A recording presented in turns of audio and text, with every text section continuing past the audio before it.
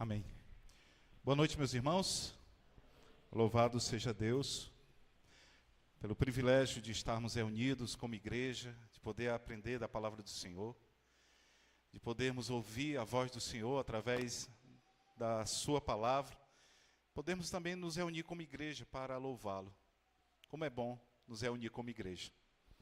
Eu queria que você abrisse sua Bíblia no texto que já foi lido, mas para reforçar, vamos lê-lo novamente, 1 Pedro, capítulo 5, a partir do verso 1 até o 4. E o tema dessa mensagem é líderes segundo o coração de Deus, ou pastores segundo o coração de Deus. Mas eu queria que você aplicasse também estes princípios, que eu irei falar muito sobre os pastores, também para a sua vida, aqueles que lideram, aqueles que são servos do Senhor, também pode colocar essa palavra em seu coração e ser aperfeiçoado para toda boa obra. 1 Pedro capítulo 5. Rogo, pois, aos presbíteros que há entre vós, eu, presbítero como eles, e testemunha dos sofrimentos de Cristo, e ainda co-participante da glória que há de ser revelada. Pastoreai o rebanho de Deus que há entre vós, não por constrangimento, mas espontaneamente como Deus quer. Nem por sorte da ganância, mas de boa vontade. Nem como dominadores dos que foram confiados, antes tornando-vos modelos do rebanho. Ora, logo que o Supremo Pastor se manifestar, recebereis a inacessível coroa de glória. Vamos orar novamente. Senhor nosso Deus, eterno e santo, somos gratos a Ti, ó Pai, pela Tua presença em nós, pela salvação, Senhor, pelo resgate de nossas almas, por estarmos aqui, Senhor, reunidos e ter esse privilégio de ouvirmos a Tua voz pelas Escrituras, poder, Senhor, explicá-las ao Teu povo. Ó Pai, que eu não seja um empecilho para que Tu fales, mas, ó Deus, edifica-nos, a mim que te falo, assim como meus irmãos que me ouvem. Que o Senhor possa falar a nós, aos nossos corações, e nos edificar para a glória do teu santo nome. Este é o nosso pedido em nome de Cristo Jesus. Amém. Amém, meus irmãos. A caminhada cristã, ela é marcada por uma missão gloriosa. A missão de servir a Deus e ao seu reino. Foi para isso que fomos salvos. É interessante que muitos cristãos não entendem por que foram salvos, mas a resposta é fácil. Nós fomos salvos para a glória de Deus e para servi-lo, servir ao seu reino nessa missão. O Espírito Santo nos concede dons, ele nos concede dons com essa finalidade. Dons que serão usados para a edificação da igreja, o corpo de Cristo. O chamado pastoral é um desses grandes pilares da edificação da igreja. O pastor é aquele que guia o povo, o principal responsável de cuidar e apacentar o rebanho de Cristo.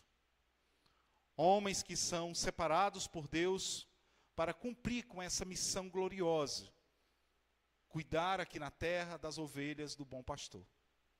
Aqui nós temos o privilégio de termos 3 pastores e mais outros candidatos vocacionados que um dia, se for da vontade de Deus, também serão chamados para serem pastores, para apacentar o povo aqui na terra.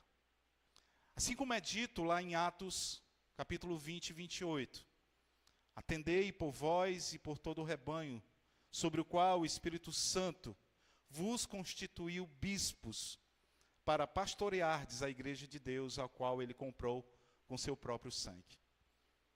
Que maravilhoso saber de tudo isso, que foi o próprio Espírito que chamou, preparou e vocacionou e colocou na direção deste povo, o rebanho do Senhor. E esse propósito ele é reforçado em Efésios, no capítulo 4, versos 11 e 12.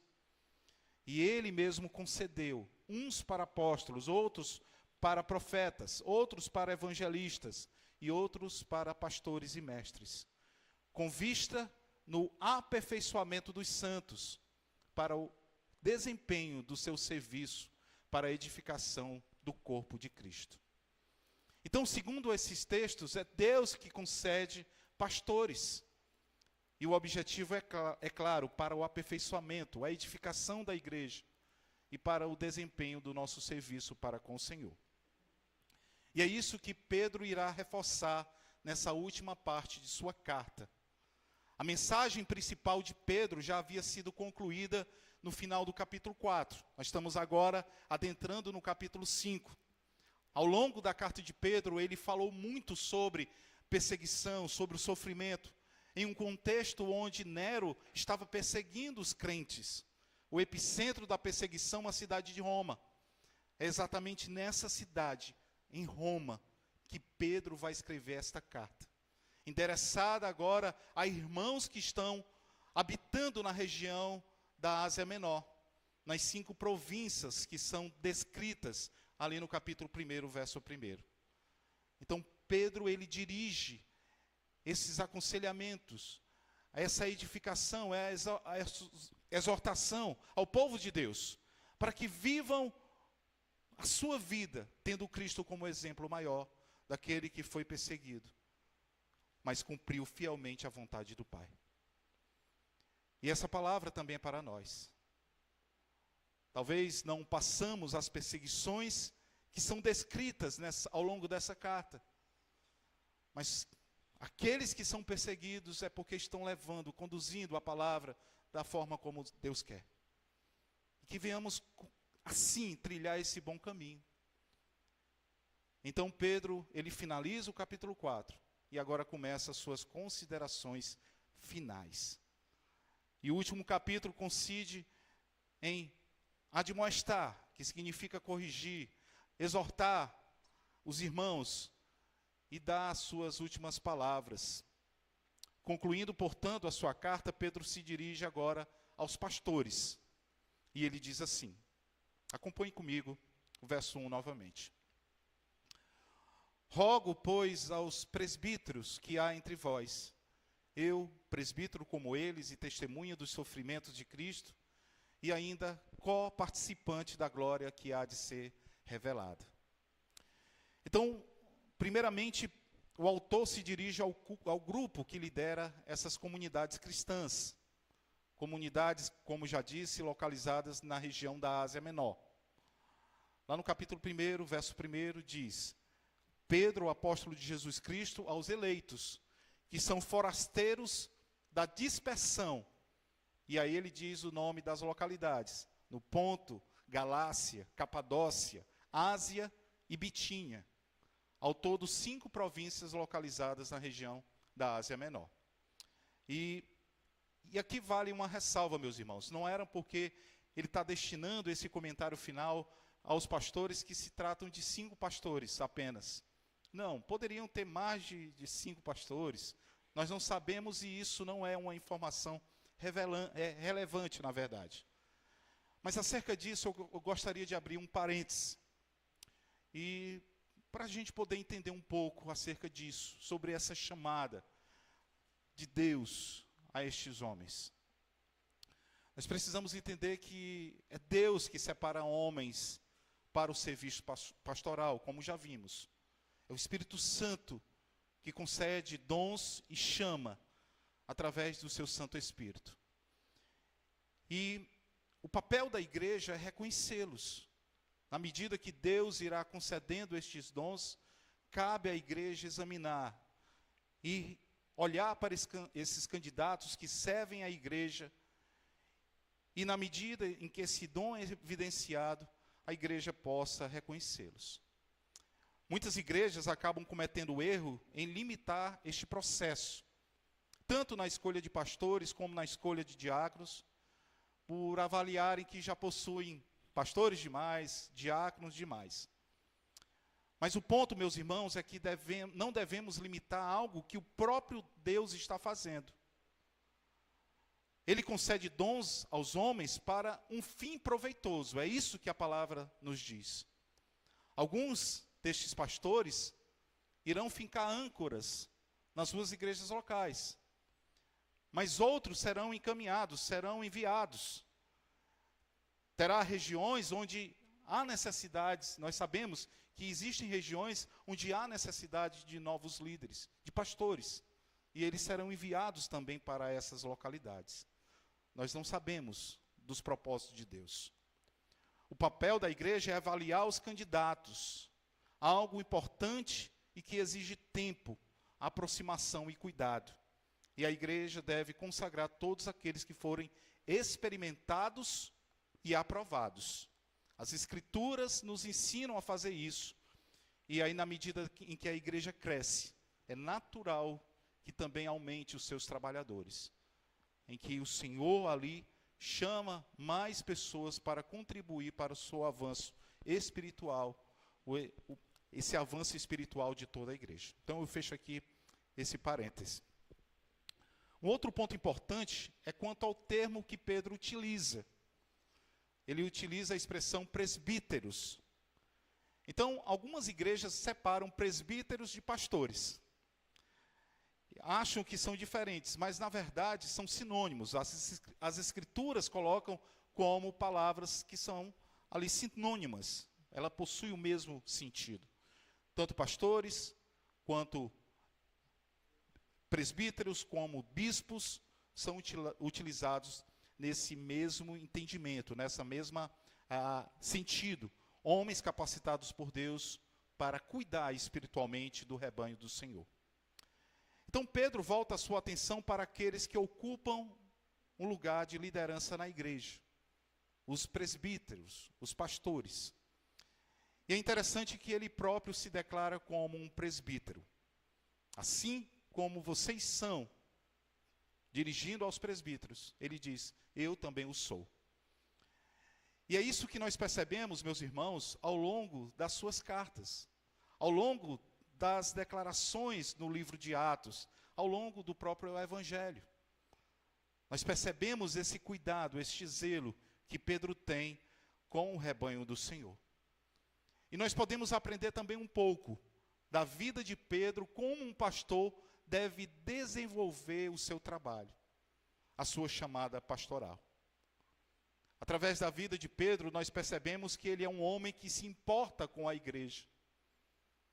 Mesmo diante da perseguição que estava acontecendo ali em Roma, Pedro escreve uma carta, dirige-o ao povo, no cuidado deste rebanho, mostrando como o povo deveria viver diante de todo aquele cenário de dor.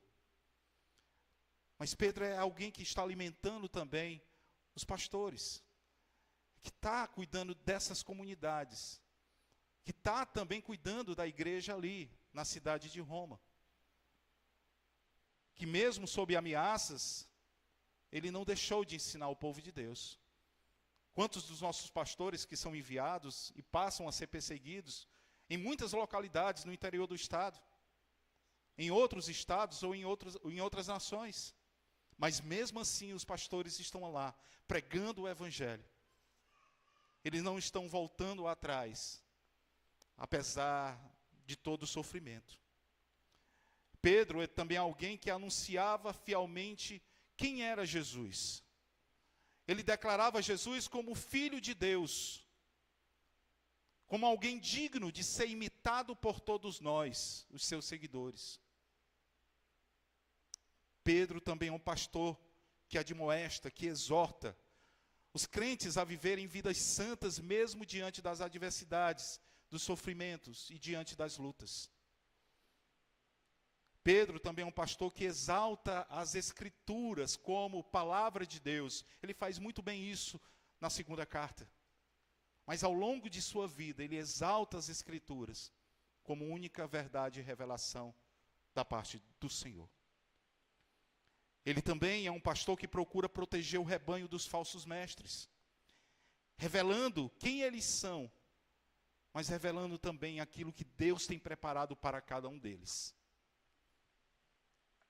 E Pedro é um pastor que anuncia a vinda de Cristo, declarando que Cristo não retarda na sua promessa, mas que Cristo é longânimo, paciente, até que todos os escolhidos cheguem ao pleno conhecimento da verdade.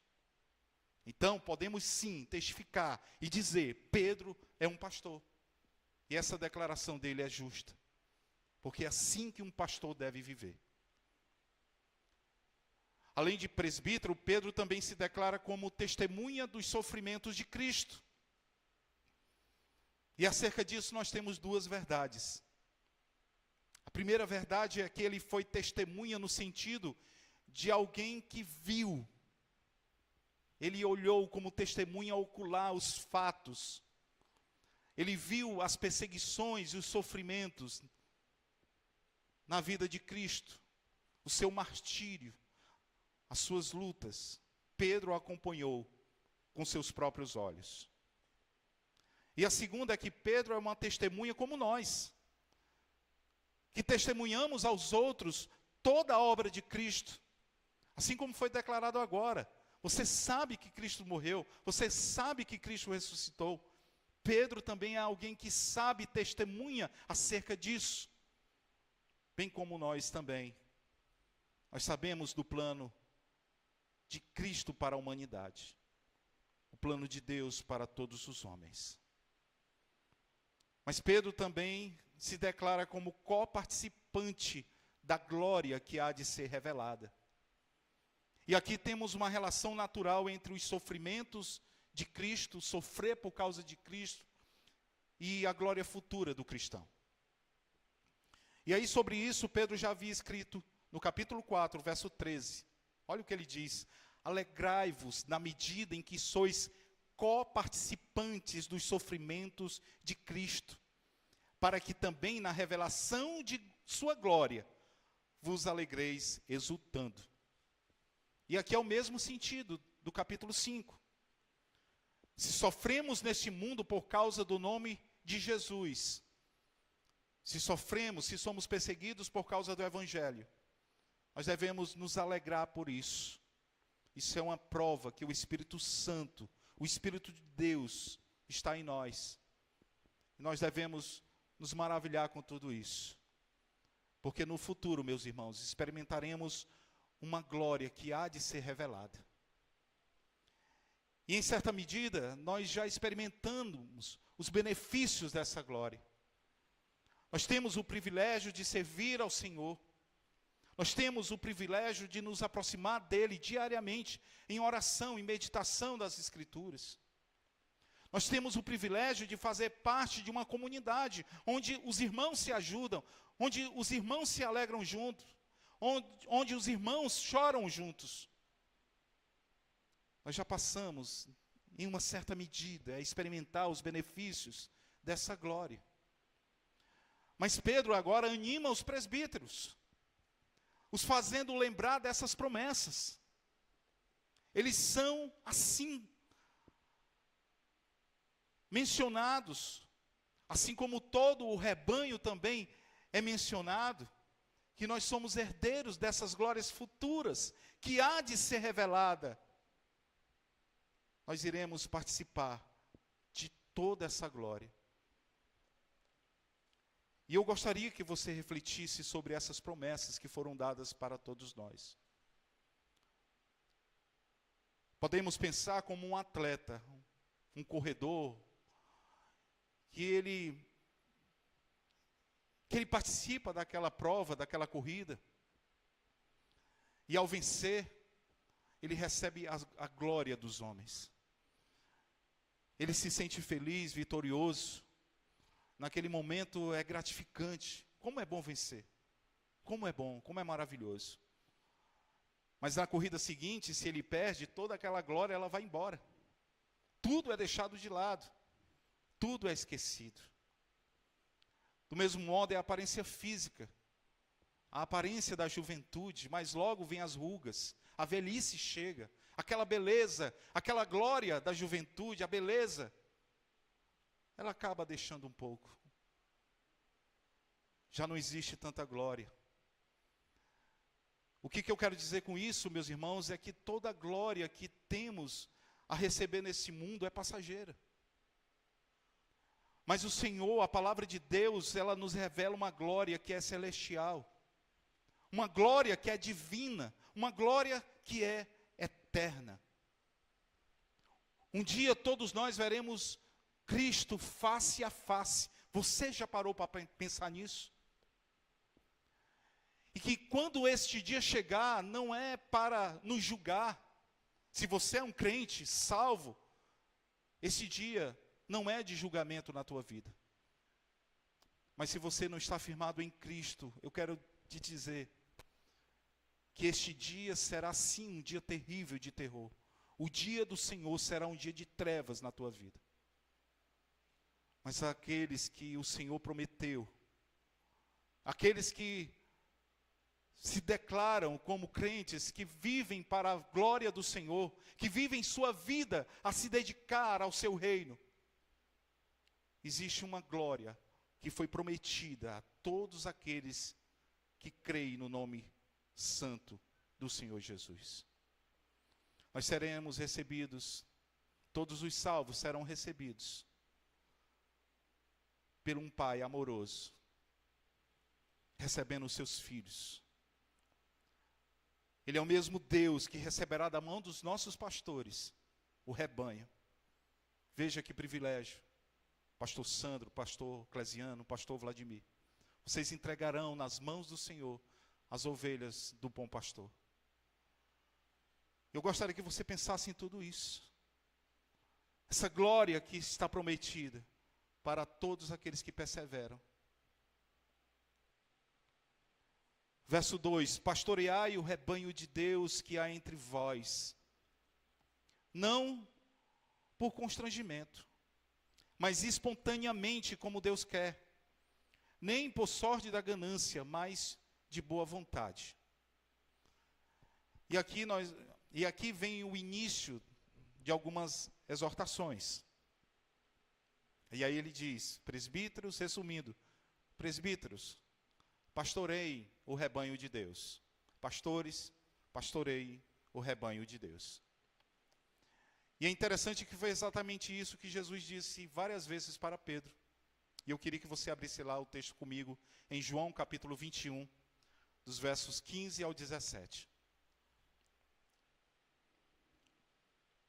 João 21, dos versos 15 ao 17.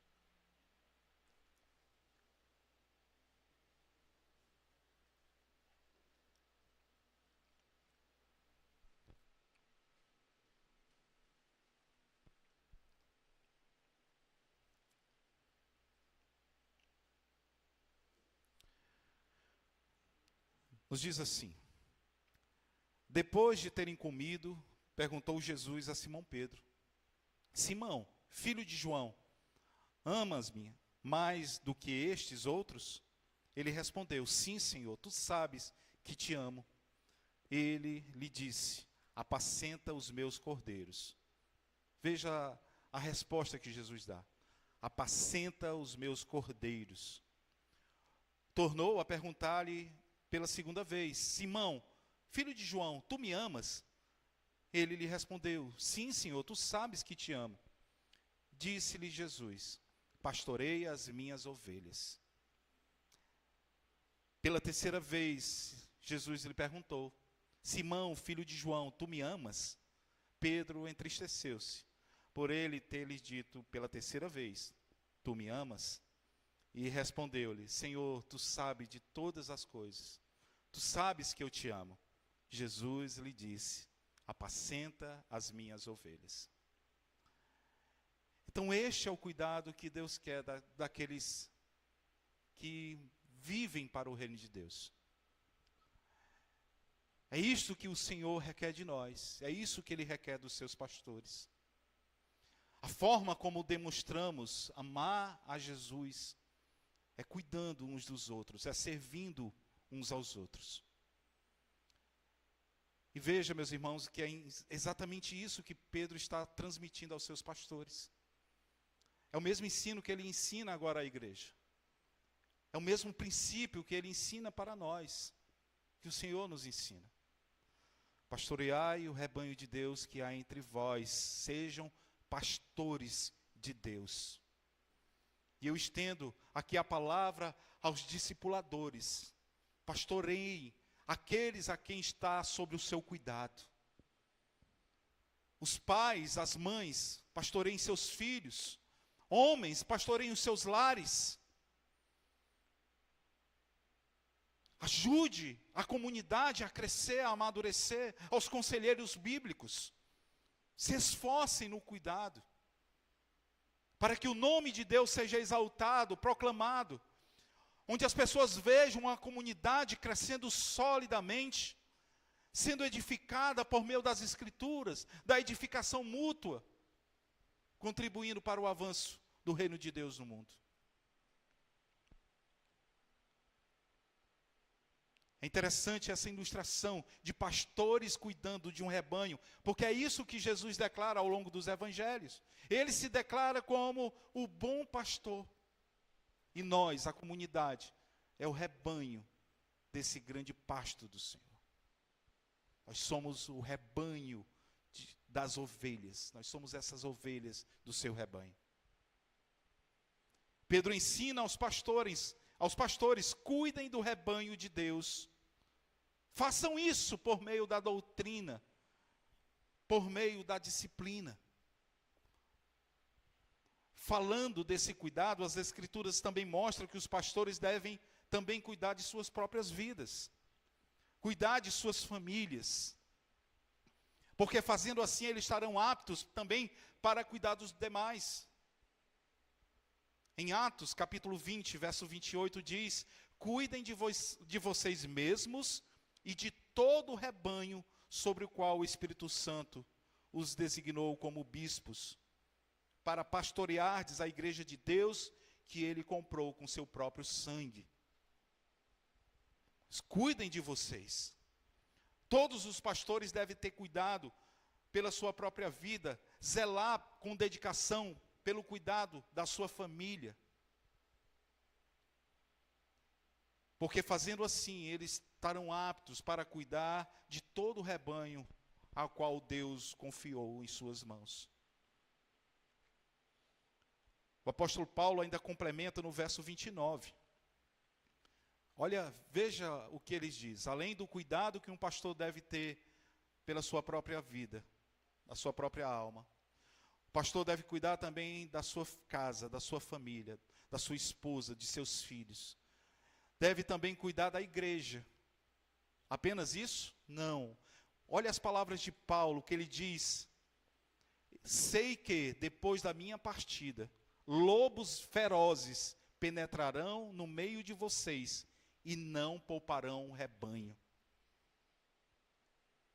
Então, percebam que trabalho árduo na vida de um pastor. Percebam o grau de dificuldade. Orem por estes homens. Orem pelos nossos pastores, pelos candidatos ao pastoreio. Peça a Deus que os edifiquem, cuidem dele, pastoreiem também eles. Porque não é fácil, mas é gratificante entender que estão sendo zelosos pelo rebanho do Senhor. Sobre isso, sobre essa tensão,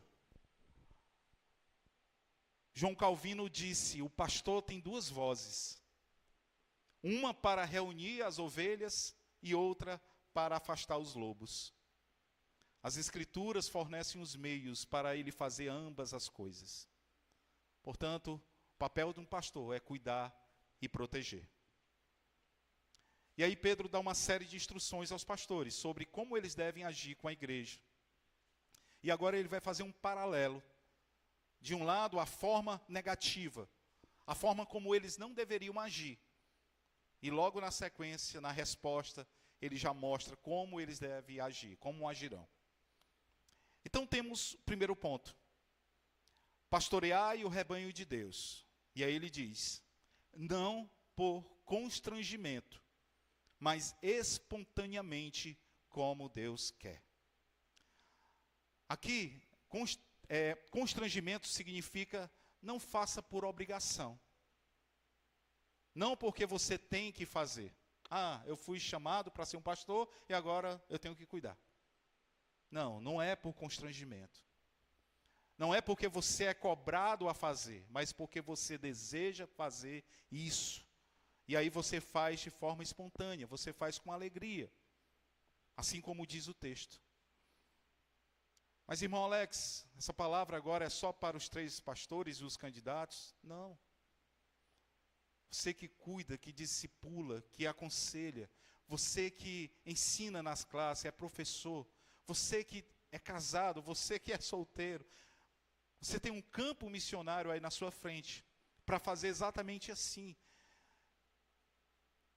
Toda a nossa obra que envolve o serviço ao Senhor, a nossa vida não pode ser vivida por fazer por obrigação, mas fazer com alegria, de bom grado. Entendemos que fazemos para Deus. Se não nos deleitarmos nisso, estamos vivendo o quê? Só pensando numa glória futura. Aproveite os benefícios dessa glória no presente. Em fazer parte de todo esse processo. Como é gratificante ver um eleito nascendo. Como é gratificante ver alguém sendo edificado na palavra. Através do discipulado, através do aconselhamento, através das aulas. Tantas coisas que podemos fazer para o crescimento do outro. Até mesmo uma mensagem que você passa ao longo do dia. Orei por você. Como isso edifica. Como isso é gratificante. Mas essa palavra também é para nós. Coloque-se assim, responsável, e faça as coisas para o Senhor com alegria, de forma espontânea. Mas, irmão Alex, eu estou vivendo uma fase difícil. Eu estou fazendo as coisas, mas eu não tenho alegria. Continue fazendo. Faça mesmo assim. Mesmo por obrigação, faça. Um dia você, quando estiver bem edificado lá na frente, você vai perceber como foi bom eu não ter parado no caminho. Apesar dos trancos e barrancos, continue seguindo essa jornada. É isso que o Senhor requer de você. Deus deu a este homem uma vocação, um dom. Mas Deus também deseja que este homem sirva em um chamado, a sua chamada com alegria. Voltando aqui a falar dos pastores. Porque ele aspira por isso, é um desejo da sua vida. Assim como Paulo falando a Timóteo, no capítulo 3, verso 1, fiel é a palavra. Se alguém aspira ao episcopado, excelente obra almeja. E aspirar aqui é desejar. E é este o sentimento que deve haver no coração dos presbíteros, mas também de todos nós. Ninguém deve ser pressionado a aceitar o ofício pastoral se não há desejo, se não há vocação, se não há alegria, se não tem essa chama do cuidado do povo de Deus. Se não há essa chama, é inútil. É inútil. E isso se aplica a qualquer função na igreja, meus irmãos. Colocamos nossos nomes recentemente nas fichas. E a chama deve arder nos nossos corações. Talvez você não tenha colocado. Para aquilo que o teu coração até desejou, mas há tempo para trabalhar e servir ao Senhor. Mas essa chama tem que arder, tem que produzir uma mudança extraordinária interna em nós. Todos nós devemos servir de boa vontade, espontaneamente, para agradar a Deus. Quando pastores fazem isso em suas atribuições, ou quando nós fazemos isso em nossas funções, nós demonstramos o quanto amamos a Deus.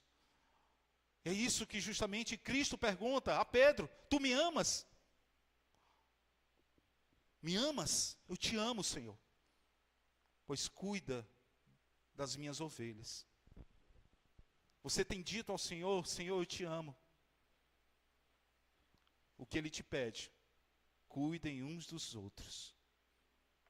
Dê a sua própria vida, se assim for. Se for necessário. Mas se você não está disposto a dar a sua própria vida, dê o seu tempo. Contribua, dê os seus recursos. Parte deles, claro. Uma parte. Gaste-se na obra do Senhor. faça isso. O segundo ponto, no verso 2 ainda, ele diz: nem por sorte da ganância, mas de boa vontade. O ponto aqui é o amor ao dinheiro.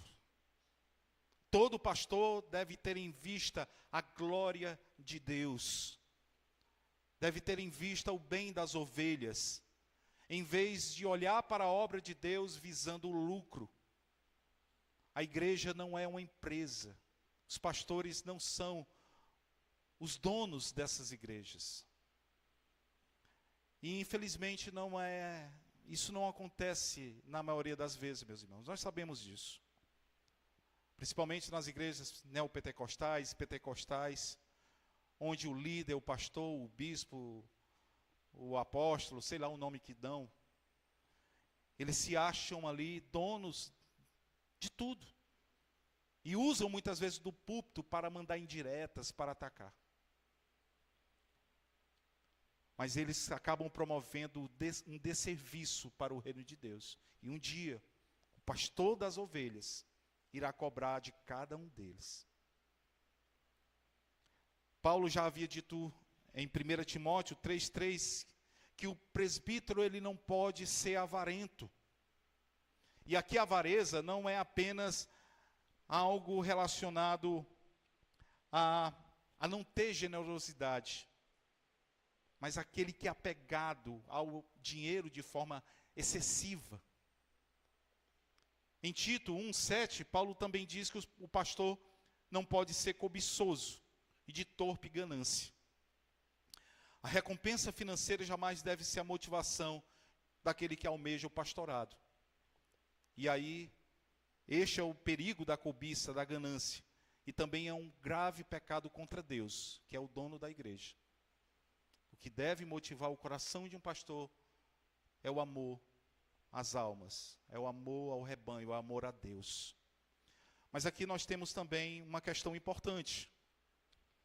Assim como Paulo, assim como Pedro, eles não estão proibindo que pastores recebam salários. Nem Pedro e nem Paulo estão aqui dizendo, pastores não devem tocar em dinheiro. Não, eles devem receber seus salários. E as escrituras nos ensinam isso. Em Lucas 10:7, Jesus instrui aos seus discípulos dizendo, digno é o trabalhador de seu salário. Paulo também estende essa ideia em 1 Coríntios 9:14. Lá ele diz, assim ordenou o Senhor aos que pregam o evangelho, que vivam do evangelho. E em Timóteo, 1 Timóteo 5:17-18, para aqueles pastores que estão sobrecarregados em suas funções, eles são dignos de dobrados honorários. É claro, dentro da disponibilidade, daquilo que a igreja pode, se ela pode, eles são dignos de receberem dobrados honorários. Portanto, o que é proibido não é o desejo de ter uma remuneração. É digno de um pastor desejar um salário, e um salário digno. Mas o amor sórdido ao lucro, é isso que é combatido.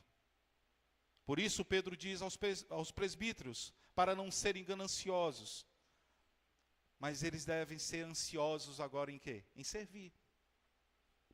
A satisfação é em servir a Cristo e não ao dinheiro.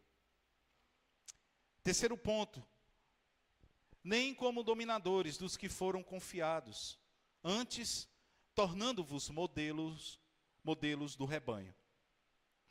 Os presbíteros são pastores do rebanho e eles recebem essa autoridade da parte de Deus, que é o supremo pastor das ovelhas. Os pastores não devem fazer mau uso dessa autoridade, abusando do poder que recebeu. Pedro observa que o papel do pastor é servir ao povo que está sob o seu cuidado. Então, ser um dominador, nesse contexto, significa governar pela força, subjugar. É o emprego exagerado da autoridade. E aí, como eu disse, Certos homens aproveitam agora o momento do púlpito, o momento da pregação, para atacar, para ferir, para mandar indiretas. Mas se mostram como homens imaturos quando fazem isso. O verdadeiro pastor, ele revela a sua autoridade e o seu compromisso para com Deus e com a igreja, através do bom exemplo. Por isso, meus irmãos, que a palavra, quando vai ser dita ali, Pedro escrevendo, dando como se devem separar homens para essas funções, é que esses homens devem ser o quê? Irrepreensíveis. Para que através de sua vida, eles possam sim cativar a igreja, ganhar a igreja. E ter o povo de Deus aos seus cuidados, como aqueles que lideram, aqueles que conduzem o Senhor, que são instrumentos da parte de Deus para fazer isso. Não sejam dominadores, mas tornem-se bons modelos aos demais. E isso vale para todos os líderes, pastores, diáconos, evangelistas e todos aqueles que exercem algum tipo de liderança na igreja. Sejam bons modelos a todo o rebanho. Sejam bons modelos para todo o rebanho. Em 1 Timóteo 4,12, Paulo recomenda isso para Timóteo, que era um jovem pastor. E aí ele diz: ninguém despreze a tua mocidade. Pelo contrário, torna-te padrão dos fiéis na palavra, no procedimento, no amor, na fé, na pureza. E aí no verso 15 ele diz: medita estas coisas e nelas sê diligente, para que o teu progresso a todos seja manifesto. É acompanhar a vida daqueles que são candidatos, daqueles que lideram, vendo o seu crescimento. Vão errar, vão falhar? Sim. Mas serão admoestados, cuidados por nós. Um cuidando do outro. Ver esse crescimento. Até que todos cheguem à plena aparência de Cristo. Para que cada um desempenhe a sua função como Deus quer. Quando os líderes proclamam fielmente a palavra de Deus e vivem de acordo com ela, é o nome de Cristo que é glorificado. E essa autoridade dada ao líder, ela é fortalecida no momento em que ele passa a ser um bom modelo, um bom exemplo para os demais. A própria igreja passa a identificá-los como homens que se importam por ela. Porque esses homens mostram amar a igreja, amar o povo. E porque eles amam o Senhor. Naturalmente, as ovelhas ouvirão atentamente a voz desses pastores. Eles querem ouvir aquilo que eles têm a dizer. Porque sabem que estão a serviço de Deus. E aqui, meus irmãos, vai um bom conselho.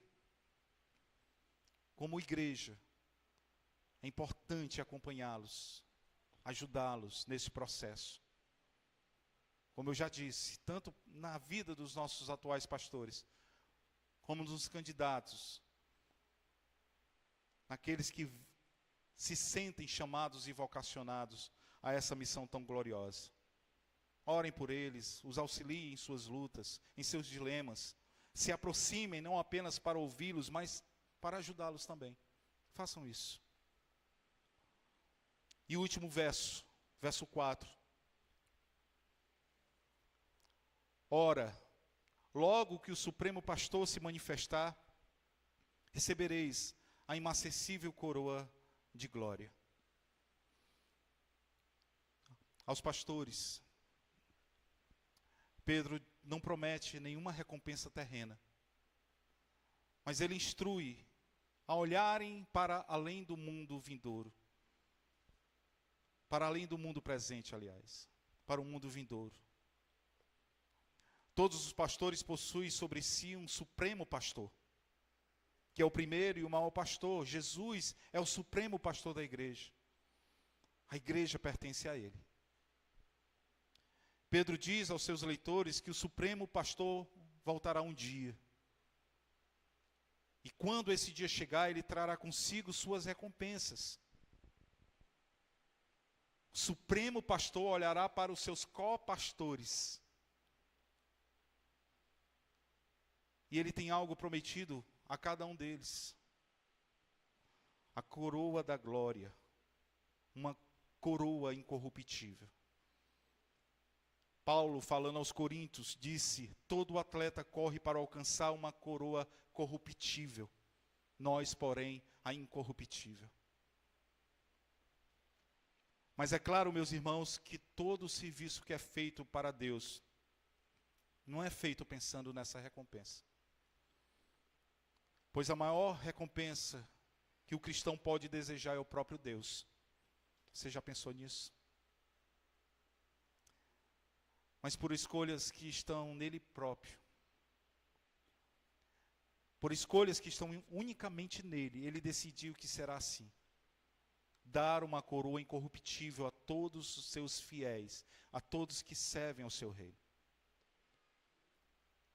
No final de sua carreira, enquanto estava em uma prisão romana, Paulo disse: já agora a coroa da justiça me está guardada, a qual o Senhor, reto juiz, me dará naquele dia. E não somente a mim, mas também a todos quanto amam a sua vinda.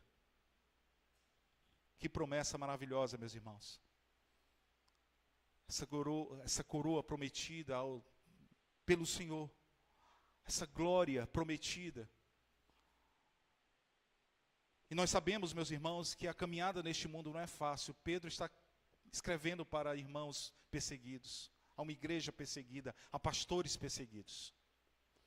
Nós sabemos das difíceis lutas que muitos pastores vivem em muitas igrejas. Muitos acabam desistindo, saibam disso.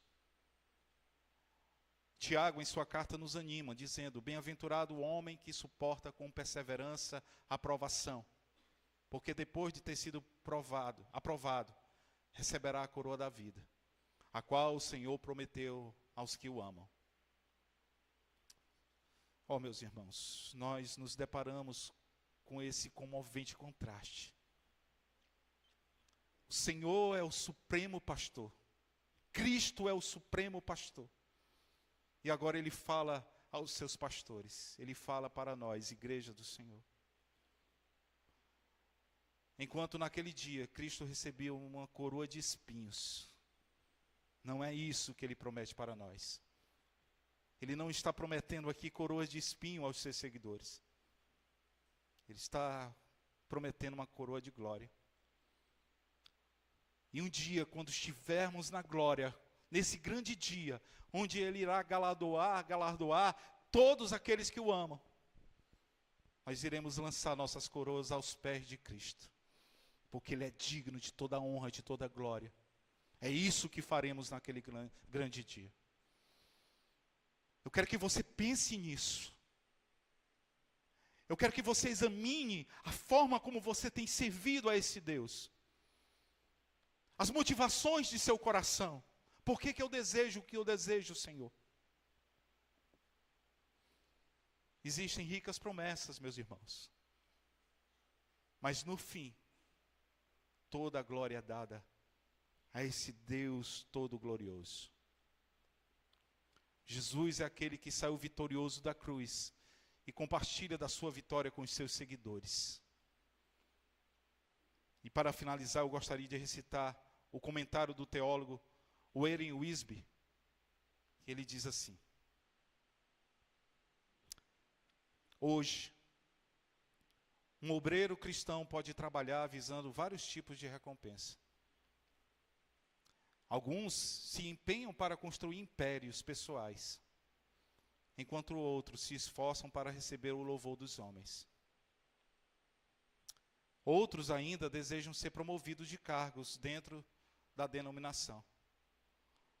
Um dia, todas essas coisas desaparecerão. A única recompensa que devemos nos esforçar para obter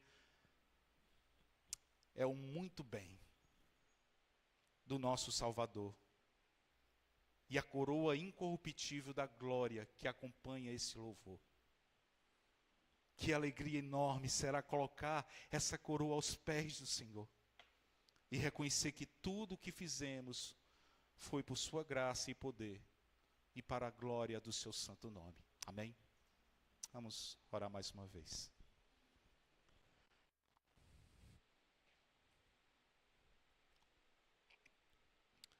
Senhor, muito obrigado, Senhor, pela tua palavra. Pelo privilégio que temos em te servir, Senhor. Pela edificação que só o Senhor nos traz. Abençoa os nossos pastores, Pai. Abençoa, Senhor, porque sobre eles pesa essa grande responsabilidade de guiar o teu povo neste bom e rico caminho. Eu te peço, Senhor, abençoa a vida do pastor Clasiano, do pastor Sandro, do pastor Vladimir, do pastor Leandro, Senhor, dos nossos missionários, ó Pai, daqueles que estão sendo preparados, daqueles que virão, Senhor, enquanto aguardam a tua vinda. Ó Deus, abençoa o teu povo, para que possam ser instruídos e vivam uma vida exemplar na tua presença. Que possamos, Senhor, pastorear os nossos lares da forma como o Senhor quer, as nossas vidas conforme o Senhor deseja, e a tua igreja conforme aquilo que o Senhor diz na tua palavra. Nos guarda e nos edifica, Senhor. Nos livra de todo o mal. Nos livra dos lobos ferozes, ó Pai. Nos livra do mal. E nos abençoa, Senhor, nos guiando para aquele grande dia do encontro com o Senhor. Esse é o pedido que nós fazemos, em nome de Cristo Jesus. Amém.